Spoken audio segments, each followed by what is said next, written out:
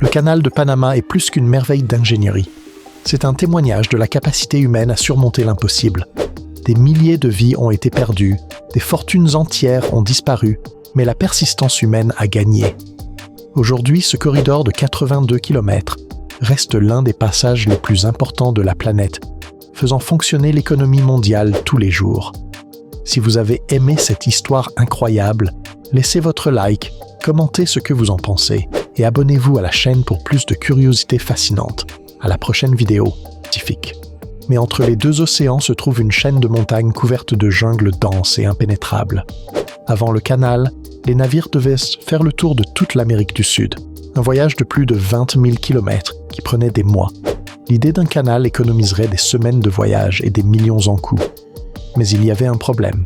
Construire là semblait impossible. Pendant des siècles, les explorateurs ont rêvé d'un passage entre les océans. Les Espagnols ont tenté de trouver des routes au XVIe siècle. Mais le Panama a toujours été considéré comme l'endroit idéal pour être le point le plus étroit. Seulement 80 km séparaient les océans là-bas. Le problème était tout ce qui se trouvait entre les deux. Des montagnes de roches solides, des rivières furieuses, des maladies mortelles, des pluies torrentielles et une chaleur étouffante. La jungle était si dense que certains explorateurs ont disparu sans laisser de traces. C'était littéralement un enfer vert. En 1881, les Français ont décidé de relever le défi. Ferdinand de Lesseps, l'homme qui avait construit le canal de Suez en Égypte, était confiant. Pour lui, le Panama ne serait qu'un projet de plus. Lesseps était une célébrité mondiale, traité comme un héros en France. Il a collecté des millions de francs auprès d'investisseurs enthousiastes et a promis de terminer l'ouvrage en 8 ans. Son plan était simple. Un canal au niveau de la mer, sans écluse, coupant directement à travers les montagnes. Sur le papier, cela semblait parfait, mais la réalité serait très différente. Dès que les travaux ont commencé, le véritable ennemi s'est révélé, les maladies. La fièvre jaune et le paludisme ont commencé à tuer les travailleurs par milliers. À cette époque, personne ne savait que les moustiques transmettaient ces maladies. Les hôpitaux français plaçaient même les pieds et des lits dans des récipients d'eau pour éviter les fourmis, sans se rendre compte qu'ils créaient des terrains de reproduction parfaits pour les moustiques. Chaque jour, des dizaines d'hommes mouraient. Les cimetières sont devenus surpeuplés. Les travailleurs fuyaient terrifiés. Certains qui arrivaient en bateau repartaient sur le même en voyant la situation. Le Panama était devenu un piège mortel. Pendant ce temps, l'ingénierie échouait également. Les pluies tropicales constantes causaient des glissements de terrain gigantesques, qui enterraient des mois de travail en quelques minutes. La roche était plus dure que prévu. Les machines tombaient en panne sous la chaleur et l'humidité. Le plan de Lesseps pour un canal au niveau de la mer était tout simplement impossible. Il faudrait creuser beaucoup plus profondément que toute technologie de l'époque ne le permettait. Les coûts ont explosé. En 1889, après 8 ans de tentatives et 20 000 morts, l'entreprise française a fait complètement faillite. Ce fut l'une des plus grandes catastrophes financières de l'histoire. Le rêve était enterré avec les corps. Pendant 15 ans, le canal abandonné a pourri dans la jungle. Les machines ont rouillé, les bâtiments se sont effondrés et la nature a commencé à reprendre le terrain.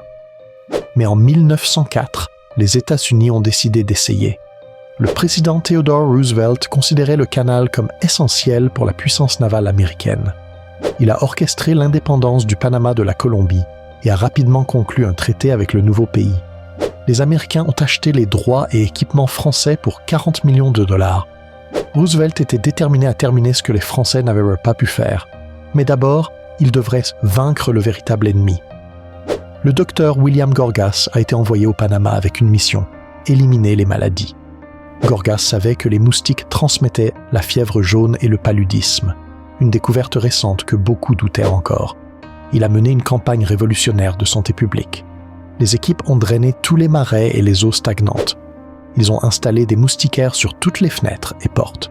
Ils ont fumigé des zones entières avec de l'insecticide. Ils ont même coupé la végétation autour des bâtiments pour éliminer les habitats de moustiques. Ça a fonctionné.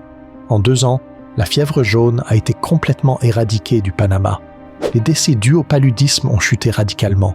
Enfin, les travailleurs pouvaient travailler sans craindre de mourir. La médecine avait sauvé l'ingénierie. Avec les travailleurs en sécurité, l'ingénieur en chef John Stevens a réalisé quelque chose de crucial. Le plan français d'un canal au niveau de la mer était impossible. il faudrait creuser une tranchée de plus de 100 mètres de profondeur à travers des montagnes rocheuses. Cela prendrait des décennies et coûterait des fortunes. Stevens a proposé quelque chose de révolutionnaire. Au lieu de creuser jusqu'au niveau de la mer, pourquoi ne pas élever les navires?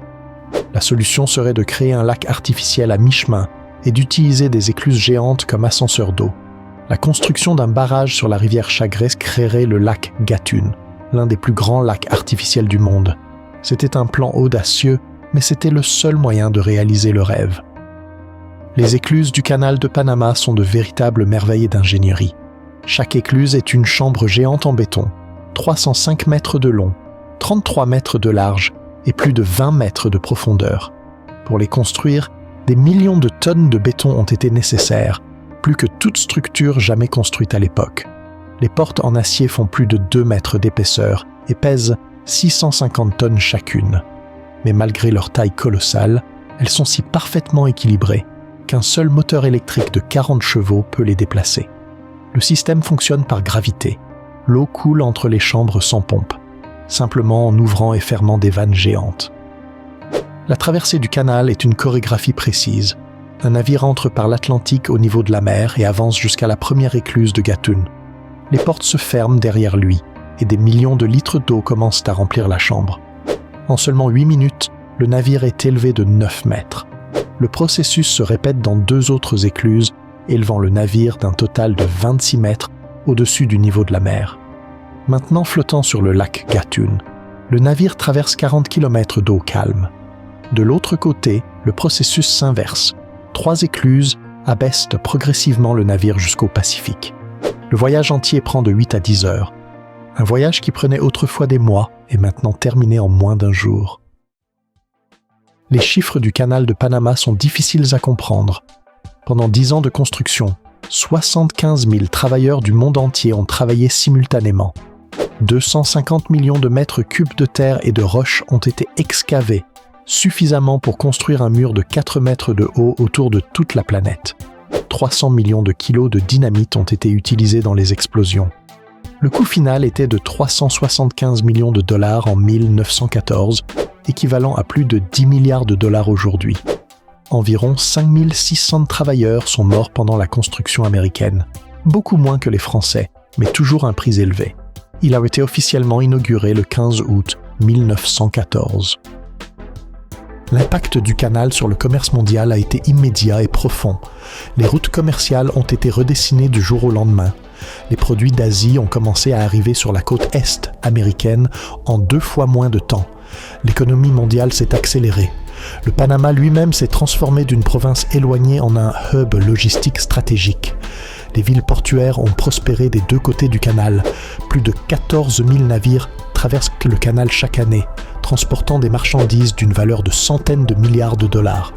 Chaque navire paie des centaines de milliers de dollars de péage, générant des milliards de revenus annuels pour le Panama. Le canal a littéralement connecté le monde d'une manière qui n'avait jamais été possible auparavant. Mais avec le temps, les navires ont commencé à devenir plus grands. À la fin du XXe siècle, les énormes porte-conteneurs modernes ne rentraient tout simplement plus dans les écluses originales. Le canal devenait obsolète. En 2007, le Panama a lancé un projet ambitieux, construire un nouvel ensemble d'écluses encore plus grandes. Après 9 ans de travaux et 5 milliards de dollars investis, les nouvelles écluses ont été inaugurées en 2016. Elles sont 40% plus larges et 60% plus longues, permettant le passage des navires dits Neo-Panamax, des géants qui transportent jusqu'à 14 000 conteneurs à la fois. L'expansion a doublé la capacité du canal et garantit sa pertinence pour plus de décennies. Le canal de Panama est plus qu'une merveille d'ingénierie. C'est un témoignage de la capacité humaine à surmonter l'impossible. Des milliers de vies ont été perdues, des fortunes entières ont disparu, mais la persistance humaine a gagné. Aujourd'hui, ce corridor de 82 km reste l'un des passages les plus importants de la planète, faisant fonctionner l'économie mondiale tous les jours. Si vous avez aimé cette histoire incroyable, laissez votre like, commentez ce que vous en pensez et abonnez-vous à la chaîne pour plus de curiosités fascinantes. À la prochaine vidéo.